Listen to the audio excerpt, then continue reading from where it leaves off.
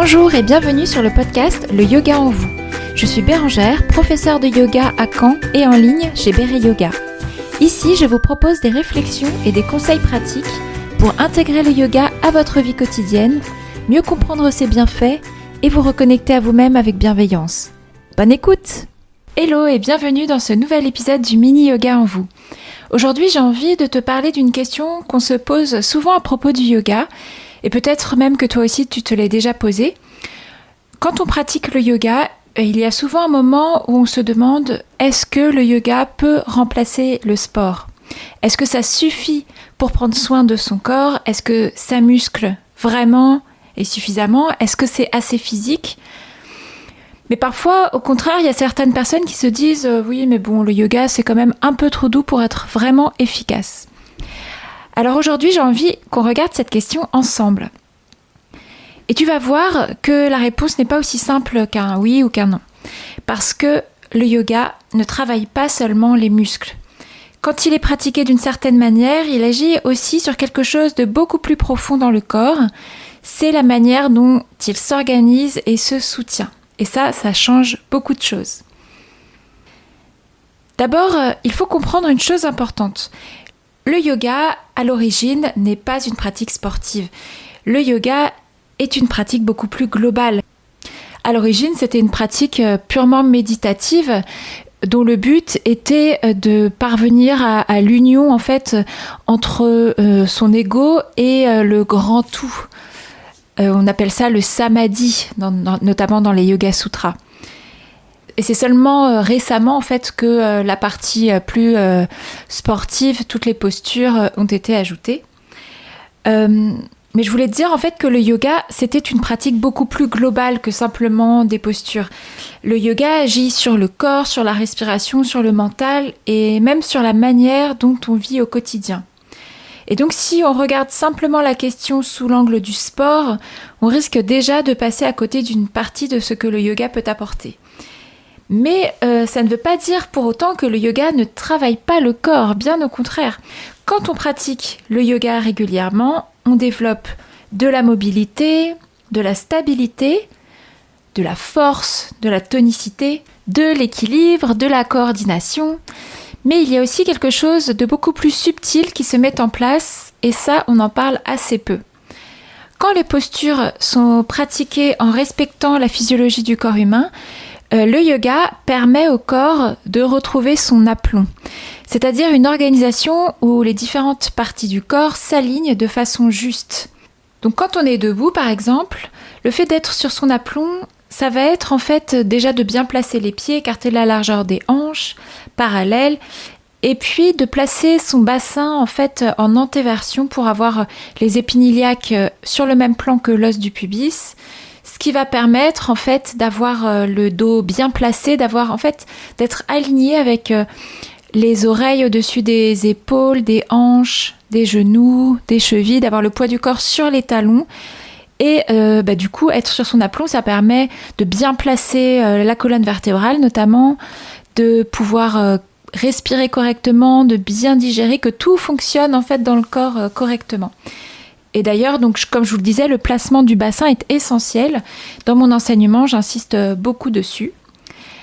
Donc le bassin, il n'est pas censé être neutre, et il a besoin donc d'être en antéversion, comme je disais, avec les épiniliaques alignés avec l'os du pubis, ce qui se fait grâce aux jambes. Voilà, quand on est sur notre aplomb, on utilise la force des jambes pour bien se placer. Alors attention, quand on est debout aussi, on évite de bomber le torse, dans ce cas, parce que si on fait ça, on a après une cambrure haute dans le dos, en fait, au niveau un peu des omoplates. Voilà, on laisse en fait la colonne vertébrale s'organiser de façon beaucoup plus naturelle.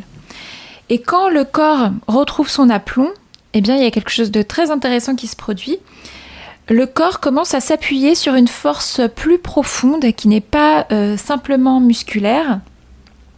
En fait, on pourrait l'appeler donc la tonicité profonde. C'est pas une contraction forte et visible, c'est plutôt une sensation de soutien interne, comme si le corps trouvait un équilibre plus stable et en même temps plus économique. Et tout ça, c'est lié à un principe fascinant qu'on qu'on découvre un peu plus ces dernières années, c'est la biotenségrité. La biotenségrité, c'est l'idée que le corps fonctionne comme un système où les différentes structures, les os, les muscles, les fascias, alors les fascias, c'est le tissu conjonctif qui se trouve un peu partout dans le corps et notamment autour des os. Donc que toutes ces différentes structures se soutiennent mutuellement grâce à un jeu d'équilibre entre tension et compression. Ça peut paraître peut-être un peu compliqué dit comme ça, mais en fait c'est assez simple. Tu peux imaginer une tente bien montée. Donc une tente tient debout grâce à deux choses. Les piquets qui sont en compression et puis les cordes qui sont en tension. Si tout est bien équilibré, la tente est stable, solide et pourtant elle est légère. Mais si une corde est trop tendue ou au contraire complètement détendue, eh bien la tente se déforme, elle devient moins stable. Et le corps, il fonctionne un peu de la même manière. Les os jouent plutôt le rôle des structures de compression et les tissus, comme les muscles et les fascias, jouent plutôt un rôle de tension. Et quand tout cela est bien équilibré, le corps peut être à la fois stable et mobile. Et c'est exactement ce que le yoga cherche à cultiver. Un corps qui n'est pas simplement fort, mais organisé intelligemment. Et quand l'aplomb est respecté, eh bien cet équilibre devient beaucoup plus facile à trouver. Quand cet équilibre est respecté, le corps devient plus stable, mais aussi plus libre dans ses mouvements. Et quand le yoga est pratiqué dans ce sens-là, il ne se contente pas de faire travailler les muscles, il réorganise la manière dont le corps se tient et se soutient. Alors, est-ce que le yoga remplace le sport ? Encore une fois, ça dépend beaucoup de ce que tu recherches. Si ton objectif est par exemple de développer ton endurance cardiovasculaire, de courir plus vite ou de préparer une compétition, le yoga ne remplacera probablement pas complètement ces activités parce que ce n'est pas son objectif premier. En revanche, le yoga peut être un complément extraordinaire à beaucoup de sports. Et d'ailleurs, de nombreux sportifs l'intègrent aujourd'hui dans leur entraînement parce qu'il améliore la mobilité, la récupération, la conscience corporelle. Mais tu peux aussi faire du yoga ton activité principale. Parce que le yoga te permet de bouger, de renforcer ton corps, de le tonifier, d'assouplir les articulations, tout en respectant davantage son rythme. Et tu peux même ajouter un aspect cardio si tu fais des pratiques très enchaînées. Moi, c'est mon cas par exemple. Le yoga, c'est mon activité principale, mon activité physique principale. J'essaie aussi de marcher suffisamment chaque jour. Et puis, j'ajoute une fois par semaine un petit moment de danse devant mon ordinateur parce que j'aime ça, j'aime bouger en musique. En tout cas, je voudrais aussi insister sur un point. On entend souvent dire que l'important, c'est simplement de bouger. Alors bien sûr, le mouvement, c'est essentiel pour le corps. Mais la manière dont on bouge compte tout autant. Parce que toutes les pratiques physiques ne respectent pas forcément l'organisation naturelle du corps. Quand on est toujours dans la force volontaire, dans la performance ou dans la contrainte, on peut parfois créer des tensions inutiles, voire des déséquilibres. Et le corps peut alors fonctionner un peu contre lui-même. Mais à l'inverse, quand le mouvement respecte la physiologie du corps, quand l'aplomb est là, quand le bassin est bien placé, quand les forces circulent de façon équilibrée, alors le corps peut s'organiser beaucoup plus intelligemment.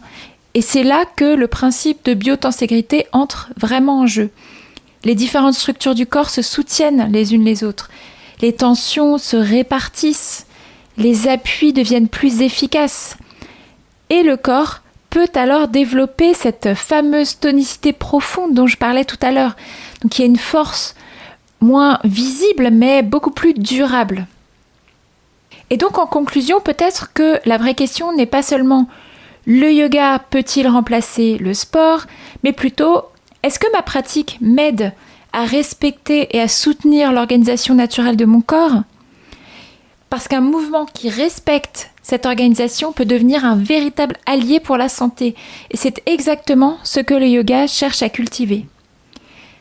Merci beaucoup pour ton écoute. Si cet épisode t'a parlé, si tu aimes le podcast et si tu as envie de me soutenir, de m'encourager, ce serait super que tu laisses un avis 5 étoiles ou un commentaire sur ta plateforme d'écoute. C'est vraiment important pour faire connaître le podcast et ça me motive à continuer. Et on se retrouve dès la semaine prochaine pour un nouvel épisode du Yoga en vous. Bye!